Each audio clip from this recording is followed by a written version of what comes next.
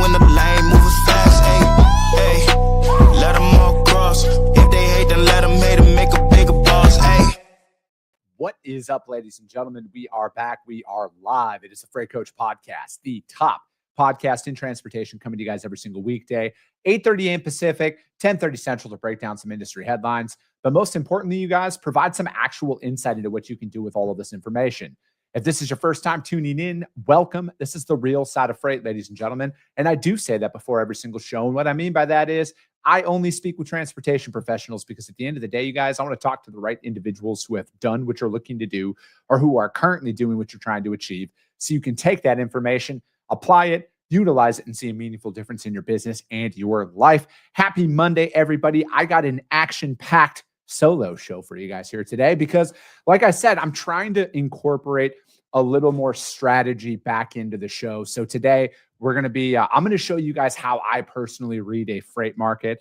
And then we're just going to break down a couple of headlines as well out there. But again, I think that what is very, I think like one of the big things for me when I really learned how to understand how the market actually works is there's really not that much of a change out there.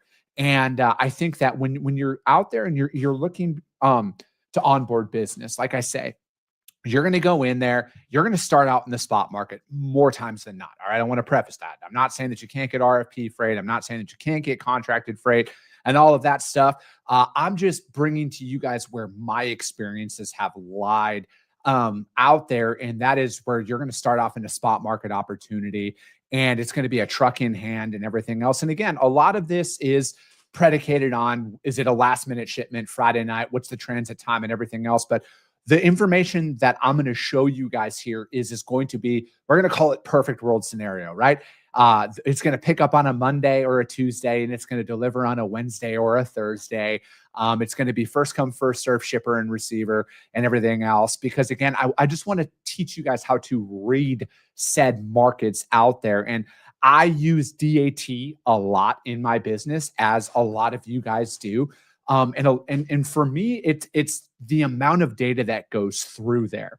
And that is why I think that it's imperative to have a company like DAT utilizing their load board and then utilizing their suite of services out there to really understand what's going on. Because my big thing, I want people to try and remove the emotion of, we got to move this shipment and we got to move it right now mentality from this, because I want you, because like that's very transactional in that approach. I want you guys to start thinking long-term, because anytime I bid on a shipment, I have the full intentions of me owning that lane for that shipper for the foreseeable future until the end of time. And you're going to do that with the very first shipment out there. So we're going to just go in here. And again, this is all perfect world scenarios here, you guys. And we're just going to talk Atlanta to Dallas. This is a very high volume lane that's out there. And to all of my drivers who are watching this right now, no, I am not advocating for cheap freight. I understand you might see some of this stuff and be like, that's way too cheap. I get all of that, but my points are going to be the same no matter what out there. So if we're looking at this, you guys, I always like to look at lanes on a 90-day average, all right? Especially if I'm starting out new for them. So if I'm looking at this, again, we're looking 90 days, we'll round that up, $1,300 on Atlanta to Dallas. And then the last 15 days, $1,300. And then the 7-day average, $1,350 is what we're looking at. But again, it still falls under that 90-day average of $1,300 a time is what you should pay a truck out there. And again, this is perfect world scenarios. I understand the nuances that it might be last minute, it might be extended transit time, all of that stuff. I get that. This is perfect world. And then again, if you go down here and you pull this out here, all right, so in October, 1340 was the average. September, we'll round that up to 1300. August, we'll round that up to 1300. Now, back in July, it increased about $100, right? What can we say was going on? There's a holiday during that time. Back in June, it was $1,450. I believe Blitz Week was around that time as well. But again, those are peak seasons for dry van freight, because again, this is for a dry van out here is that we're looking at. And then again, if you go back to April, back down to 1,300, right? So we had a 90-day period where rates went between 14 and 14.50 out there. And then again, it dropped back down. But again, if we look at the rolling 12, 13.25 is the rate on that lane, is the rolling 12. And again, so you could argue 1300. And if you're out there and you're finding those core carriers, they're going to keep consistent pricing out there. And I look at this where, all right, so if I'm going in there and again, I want to offer a contract-esque rate to my customers. I want to keep consistent pricing out there for them, because again, I feel like that's the easiest way to balance it out there. So anytime a load comes in, because again, if you don't have the money to do auto quotes and everything else, because like I like to still quote my customers out. I don't want the bots to do that at this time, but I also want to offer consistent pricing. Now, when I look at this and I look at the last 12 months, 1300 is probably what I'm going to pay the majority of the time. There was that 90-day pocket where it got up to like 14.50 and everything else. But again, I would want to bake that into my pricing strategy as I'm going forward, where it's like, hey, I'm going to hold this firm at, whether you want to quote 10%, 15%, whatever your rate, your margin percentage is that you're trying to go after, you're going to bake that in knowing that there's going to be pockets of time where you're not going to make as much money on it. But again, it's a volume play. That's where brokers are going to make the majority of their money. Where my hope is if I'm moving Atlanta to Dallas for this customer, Atlanta to Houston is going to be an opportunity. Atlanta to San Antonio, Atlanta to Oklahoma City. There's going to be a volume play that comes along with this. But again, to look at it, and a lot of people might want to sit here and say that there's volatility in the market. There's pockets of volatility that happen. And you need to be out there monitoring and looking at it for the long term. So if you're new with the shipper, all right, and then if you guys have access to DAT, whether it's, I just pulled up DAT today, but if you have, maybe you just have Truck Stop, maybe you just have Triumph, or excuse me, Green Screens.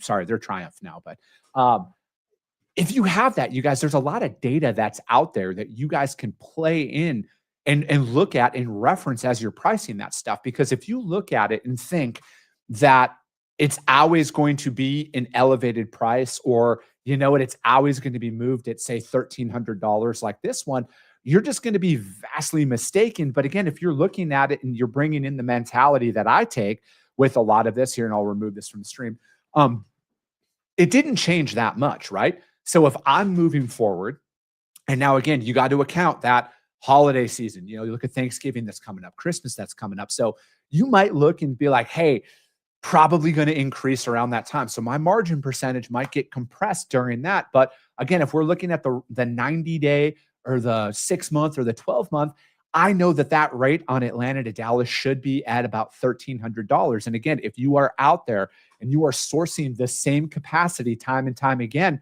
realistically, you're going to find somebody to run that at $1,300 every single time. And they understand, the right carriers, not every carrier, but the right carriers out there are going to understand this key point. Hey, we get it when that we could get a little bit more money out there due to like surge pricing and everything else. But we also understand that when we're booking freight with Chris, and he's paying us $1,300, we know that there's other brokers and other providers that want to try and pay $12, that are trying to compress it, right? So it's that balance. I have just found that this has been the most effective way to build a sustainable book of business, whether it's with a carrier base or a customer base, is delivering that consistent pricing out there. And again, if you look at this, you guys, DAT has the most data, to my knowledge, that's out there. And everything that we're pulling is shown about $1,300 on that lane for the last 12 months. And my prediction kind of moving forward is the market's not going to change that much here into 2026. And we'll kind of get into that a little bit later. But you should have all the confidence in the world to price that and then know that, hey, there's going to be pockets of volatility, tighten capacity around holidays and peak times. But overall, you don't need to change your pricing that often. All right. So if you're going through there and building it up, that's how I do it. But again, that's how I also read these markets. I look at a lot of what's going on right now, and I have a high confidence that the market's not going to change as much moving forward as a lot of people want to kind of put out there, right? So that's just something that I'm going to be incorporating a lot more here coming up. You guys, like I said, I may or may not have a potential data partner that's going to be the official data partner coming up. That announcement's going to potentially be in the near future. But again, you guys, at the end of the day, nothing of what I just showed you is like proprietary, but you can take that and understand to read trend lines a little bit better. And you guys can deliver that to your customers out there, because trust me, you guys, there's a more, like, I was just at the LTNA conference this last week here. They had a shipper out there speaking, and his facility ships 200 shipments a day, right? Like, that's a lot of freight, 200 shipments a day from one facility. There's enough for us all to eat with. And if that helps you in your business, you guys, I hope it does, right? I hope even the carriers can look at that and they can help price their freight a little bit more consistent, and try and minimize the volatility that comes along, especially in the beginning phases of it. Because in a perfect world, you guys, you're going to find great customers. They're going to give you consistent business right away. But again, you got to fight off a lot of the competition, and that's going to come in the form of consistency. So again, you guys go out there and try and find it. Look at that. Study those lanes just a little bit more, so you can have a better understanding of knowing that there's going to be pockets of volatility.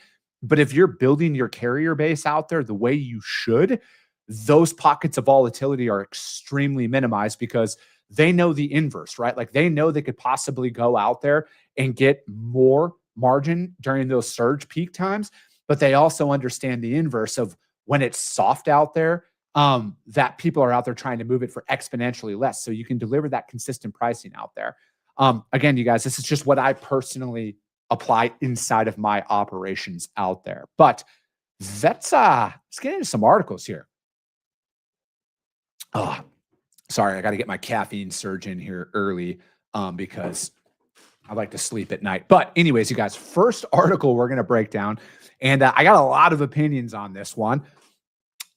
This is from overdriveonline.com. Broker threatens to sue carrier over nonsensical back solicitation claim.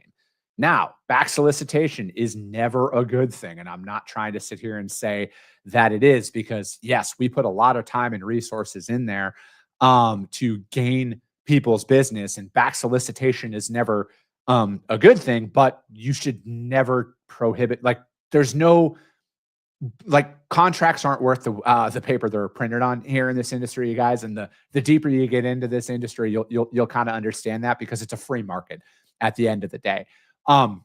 But a small fleet, Eagle Express, based out of Canton, Michigan, was hauling loads for a broker for a large shipper, and then received an email from that broker threatening legal action. The broker claimed the carrier was under contract to not back solicit the shipper, which is, accept loads from the shipper or other brokers after the broker's involvement, and warned of a lawsuit if the carrier took business from that shipper outside of the broker's involvement. The carrier's owner, Leander Richmond, challenged the broker's position, arguing that the clause treated the shipper's loads as the broker's property, that the carrier had hauled for the same shipper via other brokers for years, and that the broker had itself defaulted on timely payment to the carrier, one load unpaid after 64, others 42 and 54 days. The broker COO later indicated the broker's relationship with the shipper was terminated, and said the legal threat was more of a scare tactic directed at the carrier after losing the shipper contract. Richmond views such no back solicitation clauses as unfair to carriers, limiting their ability to pursue direct business or work with other brokers, while the brokers attempt to retain control over lanes and the shippers even after the load is done. When it comes to, I view back solicitation as this. I give carrier A a load to pick up in Arizona, going to El Paso, Texas. The driver goes in, gets loaded, tells said shipper, hey, I run this lane often. You should just give me the freight directly. I'm here every Tuesday and Thursday. That to me is a back solicitation, not carrier A picks up load from Phoenix to El Paso for Freight Coach Logistics, and then also comes in on Wednesday and picks up exact same load for ABC Broker from Phoenix to El Paso. That's not back solicitation out there. I don't own all of my customers' outbound freight. And again, I don't know all of the details of said lawsuit. This is just based on the information that I'm seeing in the article here. That clause is like grossly overreaching, in my opinion. And that is why this lawsuit came, because like clauses are real. Contracts are very real. As a business owner, and I've talked about it on the show numerous times, like you need to have operating agreements that are in place, but like you can't impede a carrier and you can't have the verbiage inside of there stating that you own the all of that shipper's freight. Like you don't at all. I also look at it as some of these clauses are in there from a back solicitation, but again, based on what I had saw in this article compared to what I view a back solicitation actually is, I think it's two very different things. I think in this specific example, it was potentially prohibiting the carrier from moving freight at all, right? And again, I understand everybody's stance that, oh, you should read your contracts and everything else, and you very well should. But again, you can't like slip this shit in there. And then especially knowing that like this might be a smaller company or, everything else. I don't know. I just don't think of it. I don't like the verbiage in that one. For carriers, being threatened with legal action by broker adds, risk and uncertainty, especially when the carrier is already handling equipment, liability, and operational expense. I look at it like this. I work with plenty of carriers who have picked up at my customer's facility for other brokers in the past. Again, that's my customer's decision to tender that freight. It has nothing to do with me.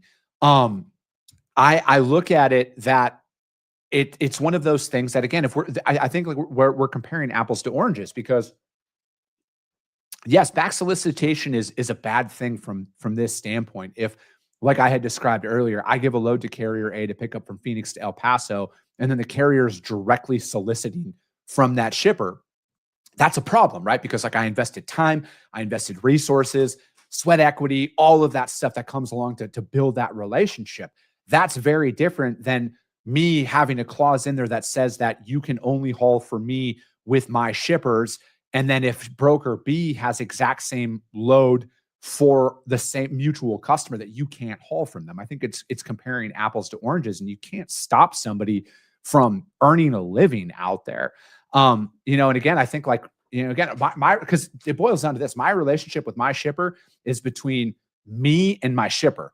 Whomever else they work with is irrelevant to me. I can't control that. I can only control my controllables out there. And, I just also look at it is it's like, this is what I mean by like brokers don't do ourselves any favors in the market at all, because like we're trying to exert like power over a lot of these situations, right? Like we don't control as much as we want people to think we control, right? And I can catch some heat from saying this, but again, you guys, like brokers can be replaced pretty easy. All right. Like I understand that brokers are needed in the market. I'm kind of hedging my entire future on building a brokerage out there, but like I feel like there's this sentiment from the brokerage community that they don't need carriers at all. They don't need favorable terms for carriers. And again, this isn't everybody, right? But I look at it is like in my operation in particular, and again, I only speak for Chris Jolly and my company at the end of the day. I need carriers very bad to run my business, right? And I'm still waiting for that freight broker to come in that can build a business as a freight broker without trucks. I can't find it, right? So I don't understand why you would make it harder for somebody to work with you. On the contrary, you should be doing everything in your power to keep the right carriers hauling your customers' freight, because ultimately that's going to lead to more business long-term out there. So again, back solicitation, as I described, is a terrible thing in that sense of like where you give a load to the carrier, they go in and tell the shipper directly, hey, you should just give this freight to us. That's back solicitation. Not, there shouldn't be a clause in your contract that says I own Phoenix to El Paso for this shipper, and if you go in there and haul it for another broker who might be set up, we're going to sue you. Like that's bullshit, right? And kind of overall, it seems like they have a lot of other problems out there to be dealing with right now as well. And that just might be a last minute grab to try and salvage a business. But that article, overdriveonline.com, you guys. And again, we put all the links to the articles out there in the show notes, excuse me. And you guys can check it out. Again, I advocate for you guys to go out there and do your own research on these articles, read these, and just formulate your own opinion. All right. At the end of the day, you guys, this is my opinion. I hope you guys are free thinkers. But Next article, and again, this one is I don't know if this is going to go away anytime soon. I think if anything, it's going to only go deeper and deeper and deeper.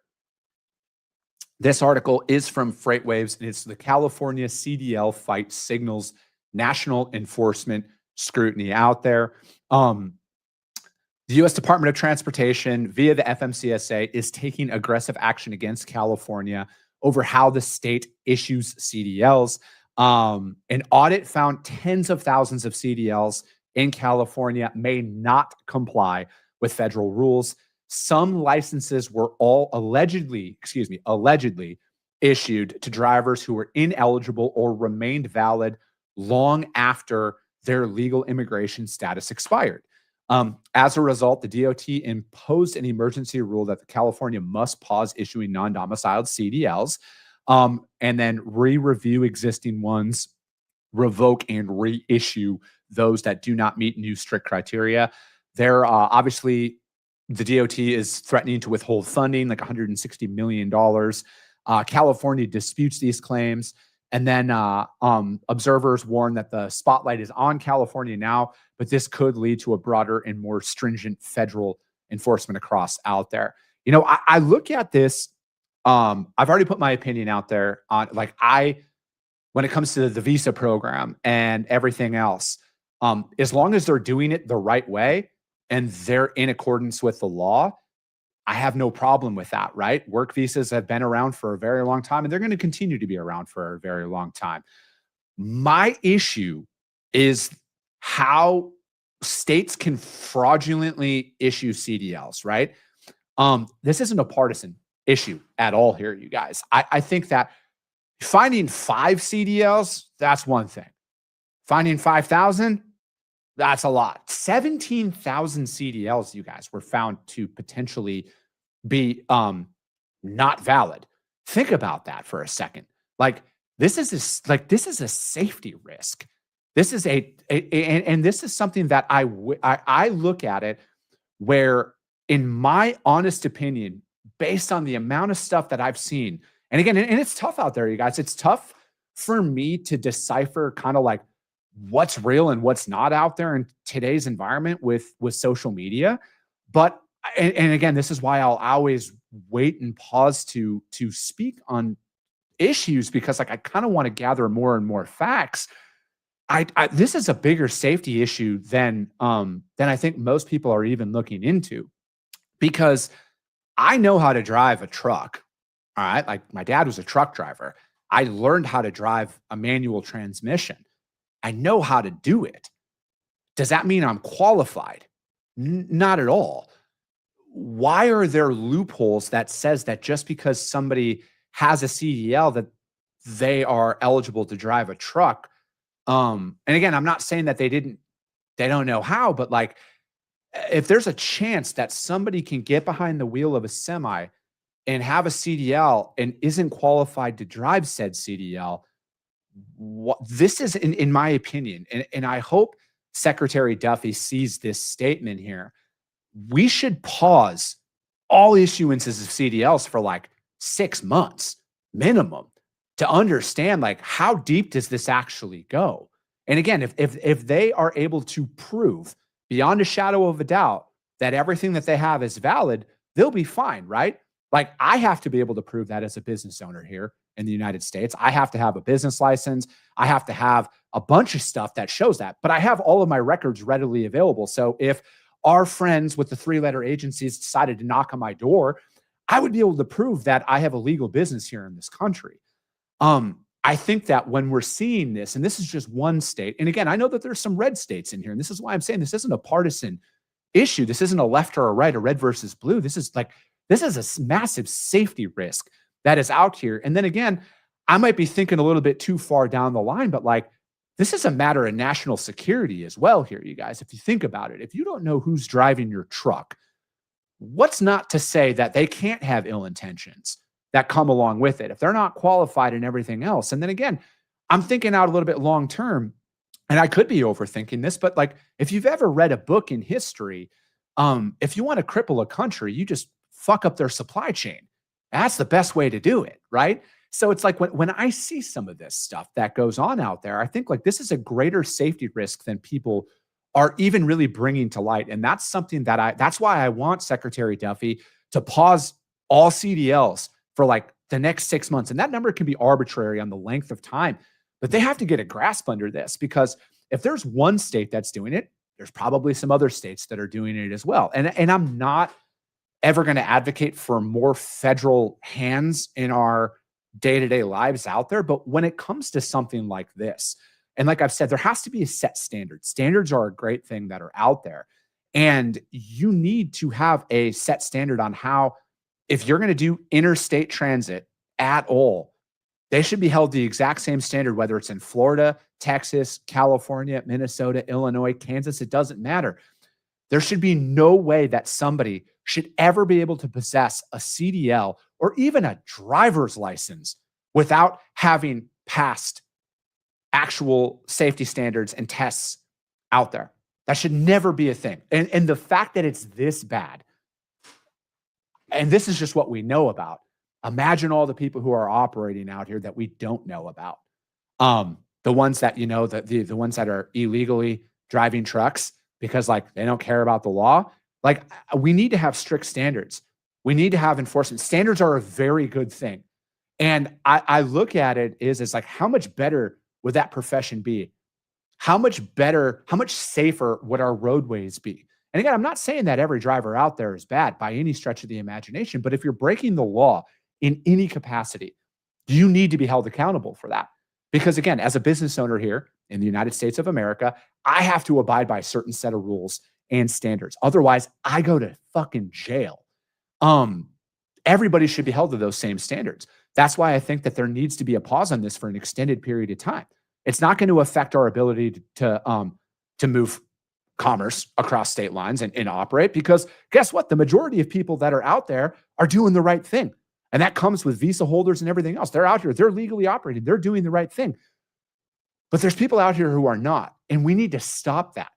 We need to stop that. Because like, again, I just look at it as a major safety thing. It's a major safety thing. And then on top of it, you guys, I think it's a matter of national security at this point, because if we don't know that, if people are just handed out CDLs and everything else, like, you just don't know what could happen from that. And it has to be stopped.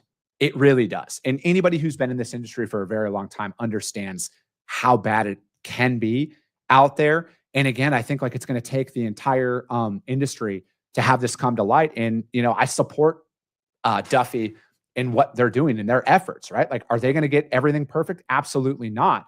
But like, it needs to be done. Are there going to be some ramifications that come down that are going to be unfavorable to some people? Yeah, that always happens. But I think for the greater good, they have to put a stop to this. And you know, I just look at it where, because obviously California is defending themselves. They say that they're, you know, compliant and stuff like that. Well, then prove it, right? And I think like we're kind of at that point with it when we're talking tens of thousands, if not hundreds of thousands of CDLs. They should be able to prove that they're legal. They should be able to prove that their business is legal and legitimate, just like any law-abiding, tax-paying citizen here in the United States. We all have to be able to do that.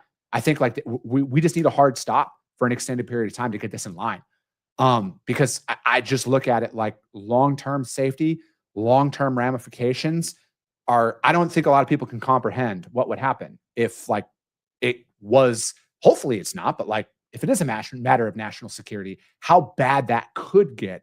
And I don't ever want to see it get to that point. Because again, if they're not qualified and they're just handed a CDL and there's no way to prove that they are able to drive said truck, it's a very bad thing. And we do not need any of that out there. Insurance rates are high enough. Think about this, you guys. I also look at it as you take it a little bit further down the road. If there's higher standards, higher compliance and everything else, then hopefully insurance companies can't charge as much and premiums would actually go down because of traffic fatalities and a bunch of stuff. And again, that might be a little pie in the sky from my perspective, but I just look at it as like standards are a good thing. And if that can be out there and then that makes the roadways safer and everything else. But again, I also look at it as no state should be able to issue a CDL that is different from any other state out there. I think that there has to be a set guideline and a set everything to come along with it, and standards need to be adhered to, and there has to be ramifications if you don't. But that article, you guys, was from freightwaves.com. It's going to be interesting to see what comes along with it. Again, I don't think that this issue is going away anytime soon. I think, if anything, like I said, I hope Secretary Duffy goes as far as pausing any and all CDL issuances for an extended period of time, to where they can get a full grasp on where is this pipeline coming from of people who are just given CDLs without. Or again, if you're doing the right thing, you should have no problem showing that. I think we're kind of at this point with a lot of this stuff. But that is going to be it for today, ladies and gentlemen. We do have guests coming on. Ironically, we got an insurance guy coming on tomorrow. But we do have that, you guys. We're going to get in there and we're going to continue to break this down. But as always, if you got value in what you heard and you're not subscribed, subscribe to the show, you guys. And if you're feeling ambitious, rank it on iTunes and Spotify, because if you see value, your network's going to see it as well. I appreciate you guys. I love you guys. And we'll be talking to you soon.